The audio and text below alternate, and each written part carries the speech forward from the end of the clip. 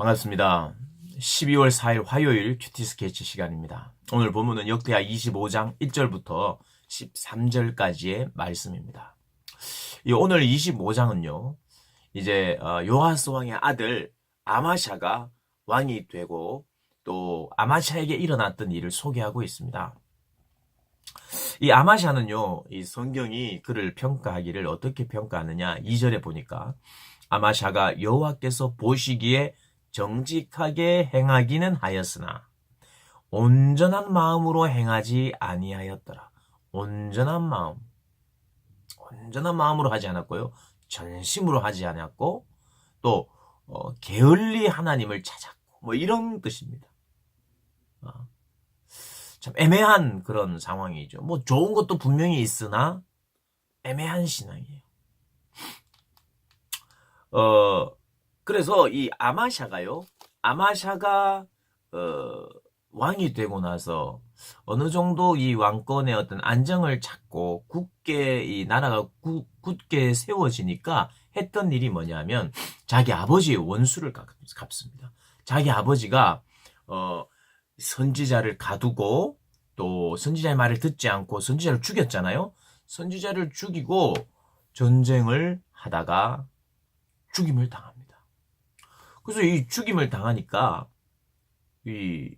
원래 그냥 죽임을 당한 것이 아니라 아람 군대에게 큰 부상을 입어요. 그 부상을 입고 왕궁으로 돌아왔는데 왕궁으로 돌아와서 침상에 누워 있는 그냥 큰 부상으로 겨우 목숨만 부지하고 있었던 자기 요아스 왕을 신하들이 죽입니다. 신하들이. 그래서 이 요아스의 아들 아마샤가 그걸 알아요.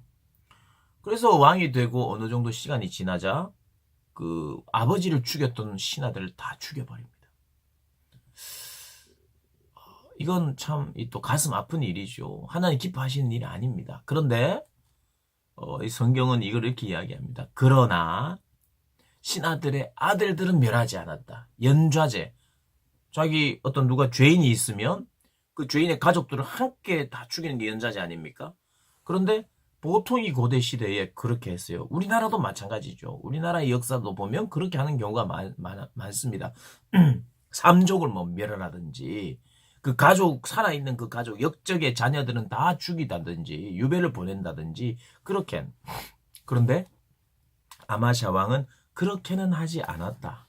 율법의 기록대로 했다 이렇게 나와요. 참 이 아버지를 죽인 원수들은 그냥 죽여버렸는데 그건 또 하나님이 어떤 원하시지 않는 일이었을 텐데 그리고 또 한 부분에서는 율법을 지켰다 이렇게 좀 애매한 왕이에요. 근데 이 왕도 이게 참 애매하다는 게 이게 읽으면 알게 되는데요. 이 왕이 참 하나님 앞에서 제대로 반응하는 것 같아요.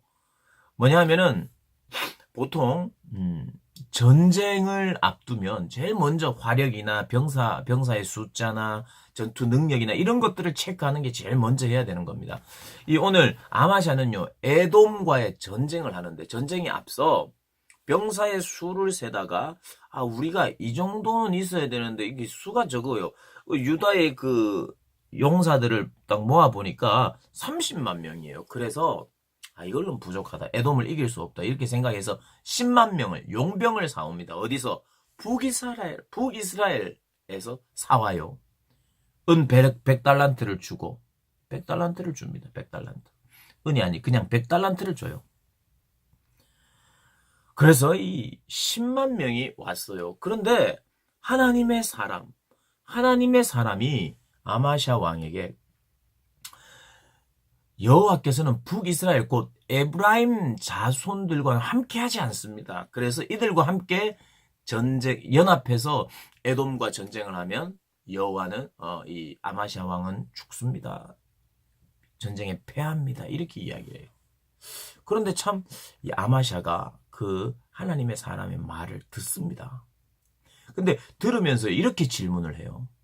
이미 100달란트를 지불했는데 그리고 용병을 사왔는데 이건 어떡합니까? 아깝지 않습니까? 이렇게 이야기를 하니까 하나님의 사람이 이렇게 이야기합니다. 한번 읽어볼게요. 여호와께서 능히 이보다 많은 것을 왕에게 주실 수 있나이다. 아까워하지 마십시오. 하나님은 이보다 더 좋은 것, 많은 것을 주실 수 있는 분이십니다. 그래서 이 포기하라는 것이요. 지불했던 것을 포기하라. 포기하라.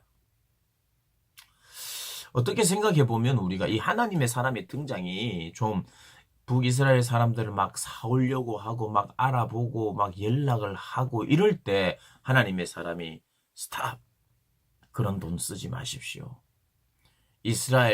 북이스라엘 사람들을 사와서 그들과 연합해서 전쟁을 하면 유다는 망합니다. 이렇게 미리 좀 이야기하면 손해도 안 보고 좋을 텐데 100달란트 다 주고 북이스라엘 백성들을 다 사왔어요. 이런 와중에 하나님의 사람이 등장해요.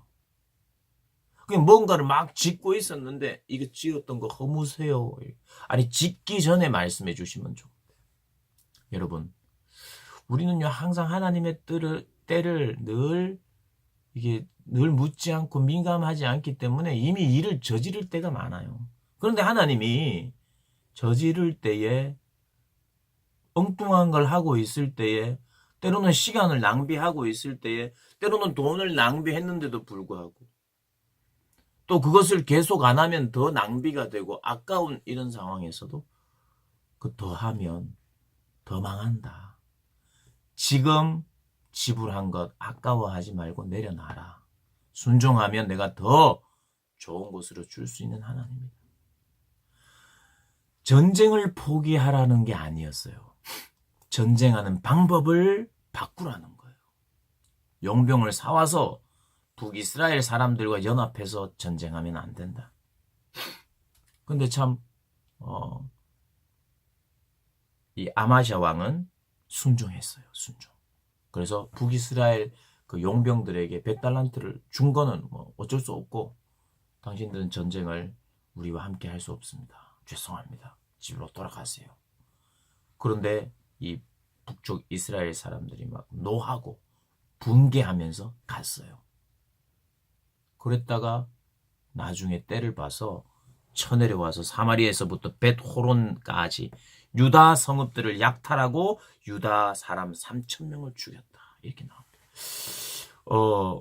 그들이 왜 그렇게 했냐면 그냥 우리 전쟁하지도 않고 공짜로 100달란트 생겼네 하고 막 좋아하는 게 아니라 예를 들어 아르바이트를 하면 한 10만 원씩 줄게 이랬는데 아침에 모여서 아르바이트를 막 하려고 하는데 10만 원을 주면서 너희들 아르바이트 안 해도 되니까 그냥 가. 10만 원은 그대로 가져가. 이러면 아르바이트하고 막 일용직 일하는 사람들 너무 좋잖아요. 근데 유대 사람들이 뭐 화내고 아니 북이스라엘 사람들이 용병들이 막 화내고 다시 와서 쳐들어올 건 뭐예요? 이게 왜 그러냐 하면 이런 겁니다. 전쟁을 하기 위해서 용병을 사오고 그들에게 100달란트를 주면서 전쟁을 하면서 전쟁을 해서 너희들이 가질 수 있는 전림품을 가져갈 수 있거든요. 그러니까 전림품도 다 챙길 수 있는데 이게 힘들게 오라 해놓고 이걸 못하게 한다고 생각하니까 분해한 거예요. 더 많은 이익을 자기들은 가질 수 있다고 생각을 했는데 그게 좌절이 되자 화를 냈고 갔다가 오히려 유다 성읍들을 막 치고 거기서 물건을 노략해 갔다 이 말이 나쁜 놈들이. 근데 이제 우리가 이 본문을 보면서 우리가 생각할 수 있는 게 뭐냐. 좀 애매하다 그랬잖아요. 이 신앙생활 자체, 이 사람의 이 아마샤에. 그러나 오늘 우리가 볼 수 있는 게 하나가 있어요. 좀 중요한 거. 순종의 시기입니다. 순종의 시기.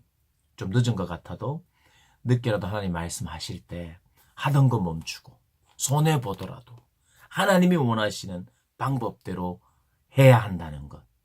하나님은 그때에도 언제나 더 좋은 것으로 주실 수 있다는 것.